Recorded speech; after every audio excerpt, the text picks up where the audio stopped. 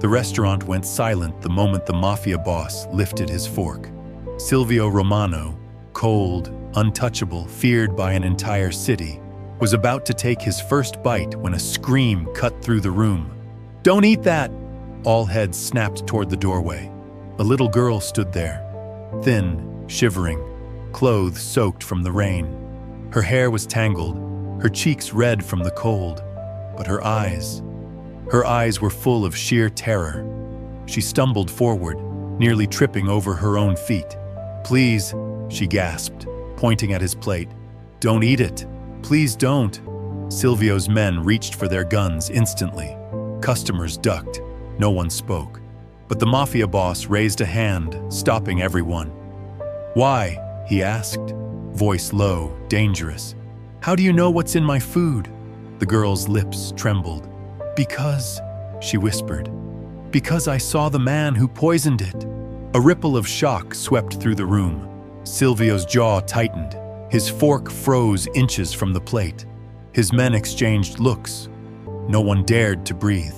And then the little girl said something that made even the Mafia boss's blood run cold. "He tried to poison me yesterday too." In that moment, the most feared man in the city realized this wasn't just an attempted hit. It was a message, a warning, and the key to everything was standing right in front of him, barefoot and shaking. Stay with me until the end, because what the Mafia boss discovered next would flip the entire underworld upside down. Before we begin, don't forget to like this video, hit subscribe, and comment where you're watching from. Now, let's get started. Romano's Ristorante was the kind of place where deals were made in whispers and blood debts were settled over fine wine. The establishment sat on the corner of 5th and Marconi, its windows tinted black, its entrance guarded by men who asked no questions and gave no mercy. For 20 years, this had been Silvio Romano's kingdom, his private dining room where he conducted business that never made it to the newspapers. Tonight was supposed to be different. Tonight was supposed to be celebratory. Silvio had just closed the biggest arms deal of his career. $3 million worth of weapons moving through the port. Enough firepower to arm a small revolution. His organization was expanding into new territories, pushing out rival families who had grown weak and complacent. At 63, when most men his age were thinking about retirement, Silvio Romano was building an empire. The dining room reflected his success. Crystal chandeliers cast warm light over mahogany tables. The walls were lined with paintings worth more than most people's homes. Waiters in pristine white shirts moved like ghosts between the tables, serving dishes prepared by a chef who had once cooked for European royalty. But success in Silvio's world came with a price. Every handshake was a potential betrayal. Every meal could be your last. Trust was a luxury he couldn't afford, which was why his food was always tasted by someone else first. Which was why his bodyguards swept every room before he entered. Which was why he had survived this long in a business where most men died young. Tonight, however, his usual precautions had been relaxed. The restaurant was closed to the public. His most trusted lieutenants surrounded him. The chef had been working for his family for 15 years. Everything seemed secure. Silvio sat at his usual table in the center of the room, positioned so he could see every entrance and exit. To his right sat Marco Torino, his underboss and oldest friend. To his left was Vincent Caruso, his enforcer, a man whose hands had ended more lives than cancer. Across from him sat his accountant, a nervous little man named Eddie who handled the money laundering operations. The conversation flowed as smoothly as the wine. They discussed expansion plans, territorial disputes, and the unfortunate necessity of eliminating certain competitors. Business, in other words. The kind of business that had made Silvio Romano the most powerful man in the city. The waiter approached with practiced silence, setting down Silvio's favorite dish, osso buco with saffron risotto. The meat fell off the bone, the sauce rich and aromatic. It was comfort food, the kind his mother used to make before the cancer took her. Even killers had their weaknesses. Silvio picked up his fork, the silver gleaming under the chandelier light. This was his ritual, his moment of peace before returning to the violence that defined his world. He brought the fork toward the tender meat, savoring the anticipation, and that's when everything changed. The little girl's voice shattered the carefully constructed atmosphere like a gunshot through glass. Security protocols that had been perfected over decades crumbled in an instant. Men who had faced down rival gangs and federal agents were suddenly scrambling, unsure how to respond to a child. But Silvio remained perfectly still. His dark eyes studied the girl with the intensity of a predator evaluating prey. She couldn't have been more than 8 years old, maybe 9 at most. Her clothes were several sizes too large, hanging off her thin frame like a scarecrow's costume. Her sneakers had holes in them, and her socks were visible through the worn fabric. What struck him most wasn't her poverty. He'd seen plenty of poor children in his neighborhood growing up. It was the intelligence in her eyes. Despite her obvious fear, despite the way her whole body trembled, there was something sharp and calculating about her gaze. She wasn't just scared. She was desperate, but she was thinking. "You saw who poisoned my food," Silvio said, his voice barely above a whisper. The entire room leaned forward to hear him. "Tell me his name." The girl's eyes darted around the room, taking in the faces of dangerous men who were staring at her like she was either a miracle or a threat. "I don't know his name," she said, her voice small but steady.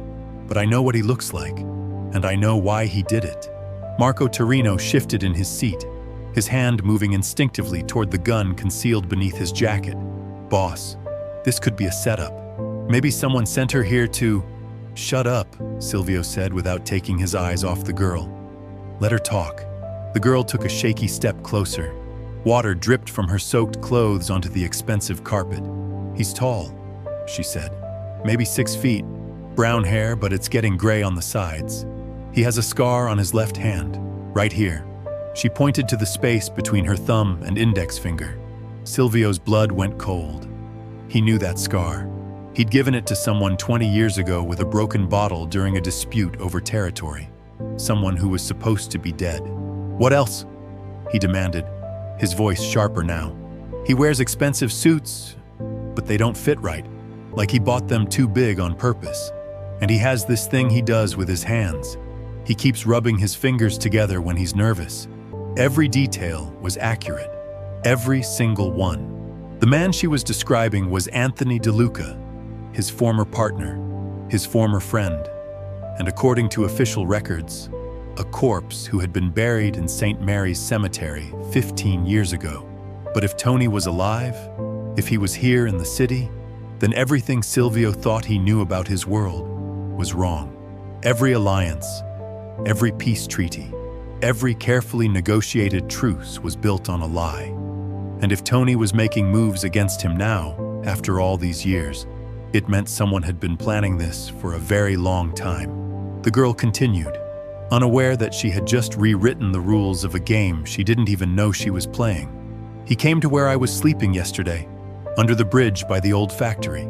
He had food with him, said he wanted to help me, but I saw him put something in it when he thought I wasn't looking. The same little bottle he used tonight." Silvio's mind raced. Why would Tony try to poison a homeless child? What possible purpose could that serve? Unless it wasn't about the girl at all. Unless she had simply been a test run, a way to make sure the poison worked before using it on the real target. The implications hit Silvio like a freight train. If Tony DeLuca was alive, then the carefully orchestrated hit that supposedly ended his life had been nothing more than theater. Someone had helped him fake his death. Someone with access to morgue records, cemetery plots, and enough influence to make a body disappear without questions. That kind of operation required resources and connections that went far beyond street-level criminals. Vincent Caruso leaned forward, his scarred knuckles white as he gripped the edge of the table. "Boss, if it's really Tony, then we got a serious problem. Half the territories we control used to be his. If he's been planning a comeback—" "I said shut up!" Silvio snapped, but his mind was already 3 steps ahead. Tony knew his routines, his favorite restaurants, his security protocols. More importantly, Tony knew his weaknesses. They had grown up together in the same neighborhood, learned the business from the same mentors, shared secrets that could destroy both their empires. The girl shifted nervously, water still dripping from her clothes onto the Persian rug. "There's something else," she said, her voice barely audible. "When he was putting the stuff in my food, he was talking to someone on the phone. He said something about making sure the old man would be at Romano's tonight. He said the timing had to be perfect." Silvio's blood turned to ice. The old man. That's what Tony used to call him during their partnership, even though they were only 5 years apart in age. It had been a joke back then, a sign of affection between brothers in arms. Now it felt like a knife twisting in his chest. But there was something else that bothered him even more. How had Tony known he would be here tonight? This dinner had been arranged only yesterday, a last-minute celebration of the arms deal. The guest list was small, the location chosen for its security and privacy. Someone on the inside had fed Tony information. Silvio's eyes swept across the faces of his most trusted associates. Marco, who had been by his side for 25 years. Vincent, who had taken bullets for him on 3 separate occasions. Eddie, who handled finances too sensitive for anyone else to touch. One of them was a traitor, or maybe all of them. The girl coughed, a harsh sound that echoed through the silent restaurant. She was getting sicker by the minute, her skin pale and clammy from the cold rain. But she remained standing, her eyes fixed on Silvio with an intensity that reminded him of himself at that age. Hungry, desperate, but unafraid to fight for survival. "What's your name?" he asked. "Luna," she replied. "Luna Martinez." "How long have you been living on the streets, Luna?" Her chin lifted with a pride that transcended her circumstances. 2 months, since my mama died." Silvio felt something twist in his chest, an emotion he had thought died along with his humanity years ago. This child had lost everything, had been abandoned by a system that was supposed to protect her, yet she had risked her life to save his. A complete stranger, a man who represented everything wrong with the world she was trying to survive in. "Why?" he asked. "Why warn me? You don't know me. You don't owe me anything." Luna's eyes filled with tears, but her voice remained steady. "Because nobody deserves to die like that. Scared and alone, not knowing what's happening. My mama died in the hospital, and they wouldn't even let me see her at the end because I didn't have the right papers. I don't want anyone else to feel that scared." The room remained frozen in stunned silence. Here was a child who had every reason to hate the world, to let the powerful destroy each other while she focused on her own survival. Instead, she had chosen compassion over revenge, mercy over justice. It was a lesson that cut deeper than any blade Silvio had ever faced. Marco cleared his throat nervously. "Boss, we need to move. If Tony's making his play tonight, then..." "He already made it," Silvio interrupted. He pushed the untouched plate away from him, the poisoned food suddenly looking as dangerous as a loaded gun. "The question is how deep this goes. How many people knew about tonight's dinner? How many had access to the kitchen? How many knew exactly when I'd be taking my first bite?" The questions hung in the air like smoke from a funeral pyre. Trust, the foundation upon which every criminal organization was built, had been shattered in a matter of minutes. And the person who had saved his life wasn't one of his loyal soldiers or his carefully vetted security team. It was a homeless child who had nothing to gain and everything to lose. Eddie the accountant spoke up for the first time, his voice shaking. "Mr. Romano, if there's a leak in the organization, we need to find it fast. The arms shipment arrives tomorrow night.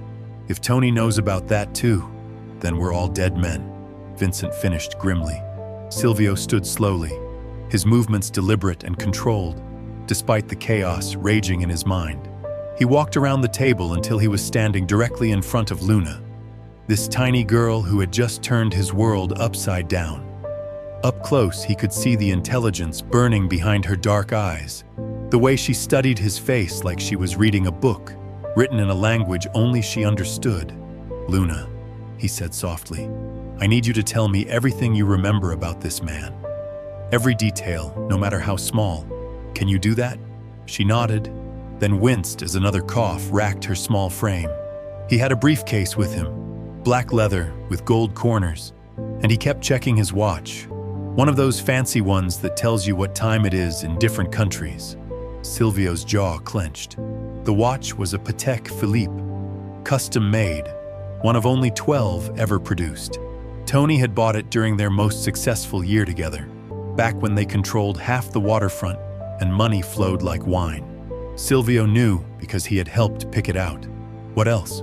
He had a car parked across the street from where I sleep. Big black car with windows you can't see through. But I saw the license plate. It started with the letters TD, Tony DeLuca. Even in hiding, even after 15 years of supposed death, the man couldn't resist flaunting his identity. It was classic Tony. Arrogant, theatrical, convinced of his own invincibility. Some things never changed, but other things had changed. The Tony that Silvio remembered had been impulsive, driven by emotion rather than strategy. This new version was patient, methodical, willing to wait 15 years for the perfect moment to strike. That kind of transformation didn't happen in isolation. Someone had been teaching him, guiding him, helping him become a more dangerous enemy than he had ever been as a friend.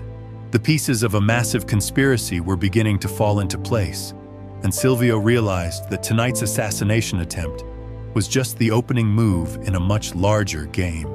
A game where the stakes weren't just territory or money, but the very survival of everything he had built. And the only person who could help him navigate this deadly maze was a 9-year-old girl who slept under bridges and survived on scraps of food that strangers sometimes shared. The irony would have been amusing if it wasn't so terrifying. Silvio knelt down until he was at eye level with Luna, his expensive suit creasing as he lowered himself. The gesture sent shockwaves through his men. None of them had ever seen their boss show such vulnerability, such humanity. But something about this child had cracked through the armor he'd built over decades of violence and betrayal. "Luna," he said, his voice gentler than it had been in years. "You're safe now. No one's going to hurt you. But I need your help to make sure no one else gets hurt either." The girl nodded, though her whole body continued to tremble. Whether from cold, fear, or both, Silvio couldn't tell. What he could see was the fierce determination in her young face. The same look he'd worn as a boy when he'd decided to fight back against the bullies who controlled his neighborhood. "The man who tried to poison you," Silvio continued. "Did he say anything else? Anything about other people? Other places?" Luna closed her eyes, concentrating. He was on the phone a lot, always talking about timing and schedules. He mentioned something about a warehouse by the docks, said everything had to happen before the ships arrived. Vincent Caruso exchanged a meaningful look with Marco. The warehouse district was where the arms shipment was scheduled to arrive tomorrow night. If Tony knew about that operation, then the implications went far beyond a simple assassination attempt.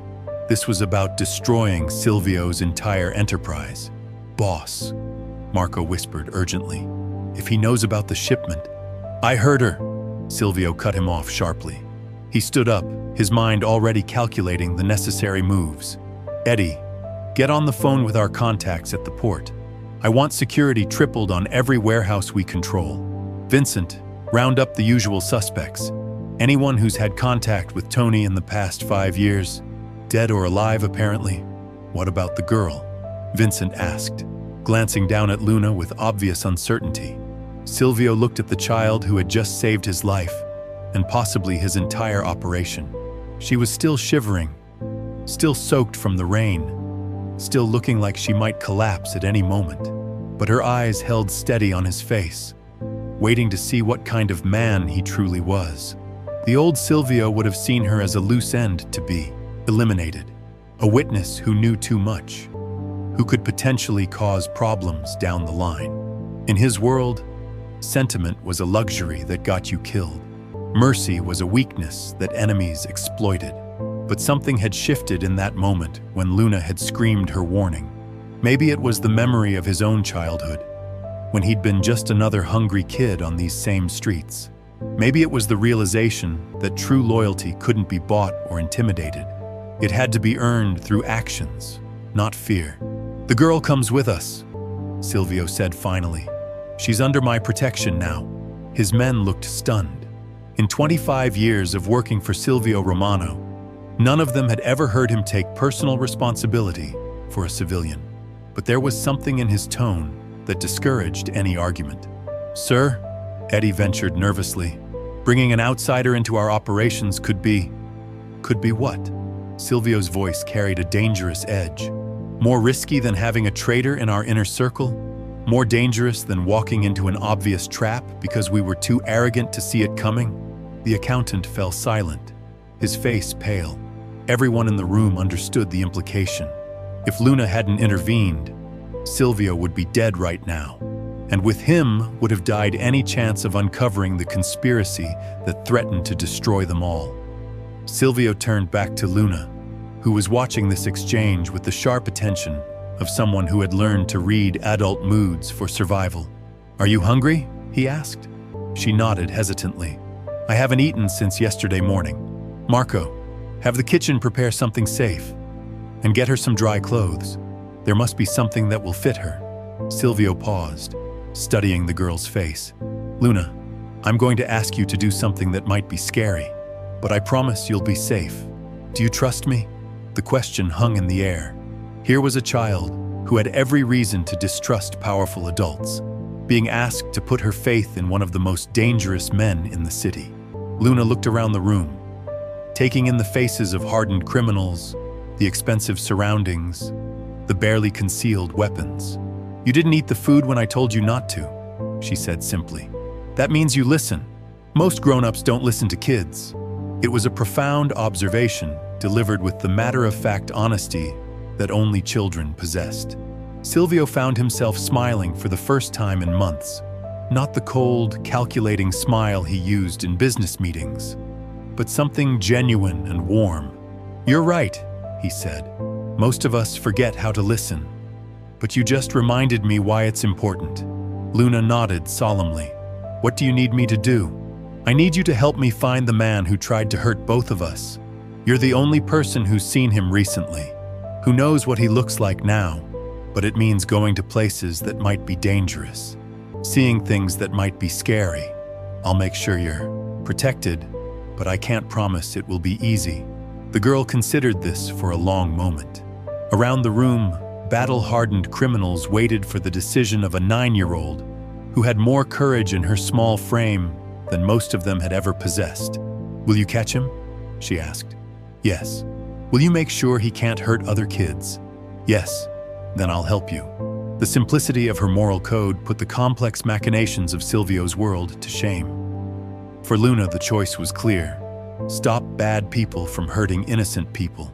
Everything else was just details. Vincent cleared his throat. "Boss, we should move soon. If Tony's planning something for tomorrow night, we need to get ahead of it." Silvio nodded, but his attention was drawn to something else Luna had mentioned. "You said the man was always checking his watch, timing everything perfectly. That suggests he's coordinating with someone else. Multiple someones, probably. He kept saying things like Phase 2 and the schedule," Luna added helpfully, "like it was all planned out ahead of time. The pieces were falling into place with terrifying clarity. This wasn't just Tony DeLuca returning from the dead to settle old scores. This was a carefully orchestrated campaign to dismantle everything Silvio had built. The assassination attempt was just the opening move. Tomorrow's sabotage of the arms shipment would cripple his finances and his reputation. But what came after that? Marco leaned forward urgently. "Boss, if this is as big as it sounds, we need to reach out to our allies. The Torino family, the Russians, maybe even—" "No," Silvio's voice was firm. "We don't know how deep this conspiracy goes. For all we know, our allies are part of it. We handle this internally until we know who we can trust." "But sir, if we're outnumbered—" "We're not outnumbered," Silvio interrupted, glancing down at Luna. We have something they don't expect. We have the truth." The girl looked up at him with eyes that held wisdom beyond her years. "My mama used to say that the truth always comes out eventually, but sometimes it needs help finding its way." Another profound observation from an unlikely source. Silvio realized that in trying to protect Luna, he might actually be protecting himself. Her innocent perspective was cutting through years of paranoia and mistrust, helping him see patterns he'd been too close to notice. "Eddie," Silvio commanded, "I want a complete financial audit of everyone who knew about tonight's dinner. Look for unusual payments, unexplained expenses, anything that doesn't fit the normal pattern. Vincent, start surveillance on the warehouse district, but keep it subtle. I don't want to spook anyone into changing their plans. Marco, reach out to your contacts in the police department. See if there have been any unusual inquiries about our operations lately. Someone's been feeding Tony information, and I want to know who." His men scattered to carry out their orders, leaving Silvio alone with Luna in the elegant dining room that had nearly become his tomb. The poisoned plate sat untouched on the table, a reminder of how close he'd come to death. "Mr. Silvio," Luna said quietly, "can I ask you something?" "Of course. Why are you being so nice to me? Most people who have fancy restaurants and expensive suits, they don't like kids like me. They pretend we're invisible." The question hit him harder than any physical blow he'd ever received. Here was a child who had saved his life, and she couldn't understand why he was treating her with basic human decency. What kind of world had they created where kindness was so rare that it seemed suspicious? "Because," Silvio said slowly, choosing his words carefully, "sometimes the most important people are the ones everyone else overlooks. Sometimes the person who can save your life is the last person you'd expect." Luna nodded thoughtfully. "Is that why you became a—" She paused, clearly struggling with how to describe his profession. "A criminal?" Silvio supplied with a wry smile. "Because everyone overlooked me when I was young, and I decided to make them pay attention? Something like that." Silvio sat back down, his expensive suit a stark contrast to Luna's ragged clothes. But in that moment, the distance between their worlds seemed smaller than it had ever been. "You know what the funny thing is?" he said. "I spent my whole life fighting to never be powerless again. I built an empire, surrounded myself with loyal soldiers, accumulated enough wealth and influence to protect myself from anyone. But tonight, all of that nearly got me killed, and the person who actually saved me was someone with no power at all, just courage." Luna smiled for the first time since entering the restaurant. "My mama used to say that courage isn't about not being scared. It's about doing the right thing even when you are scared." Your mother sounds like she was a wise woman. She was. She would have liked you, I think. She always said that people aren't really good or bad. They're just people. And people can change. The innocence of the statement was almost heartbreaking. Here was a child who had lost everything, who had been abandoned by every system designed to protect her, still believing in the fundamental goodness of humanity.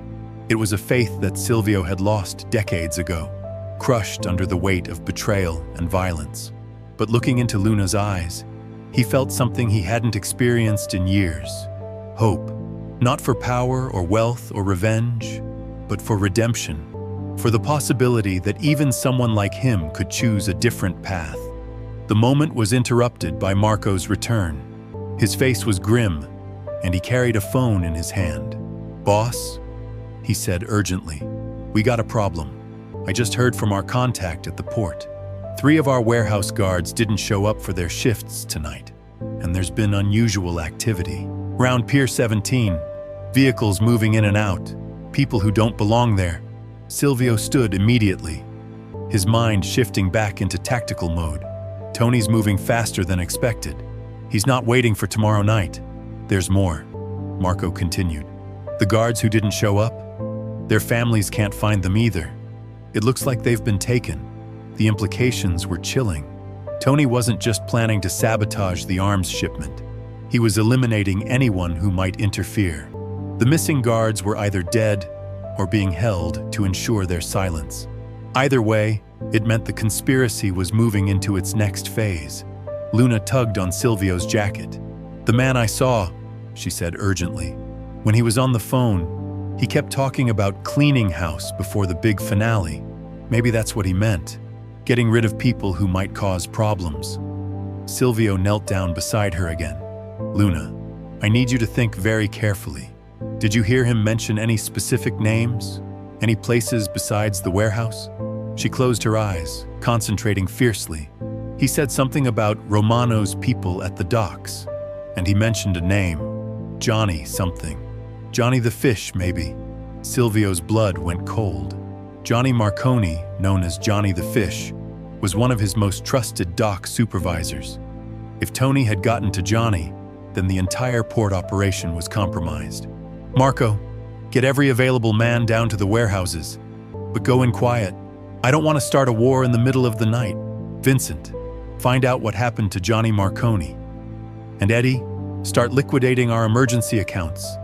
If this goes bad, we'll need clean money to disappear."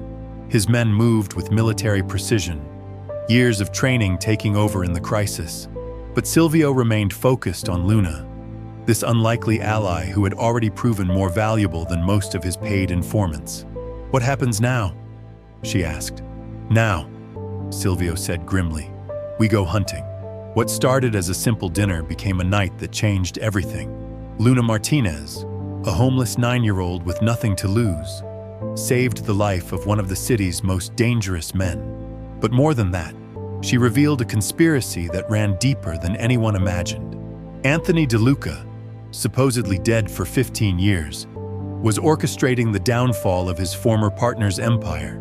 And the key to unraveling it all came from the most unexpected source: a child who chose courage over silence, compassion over survival.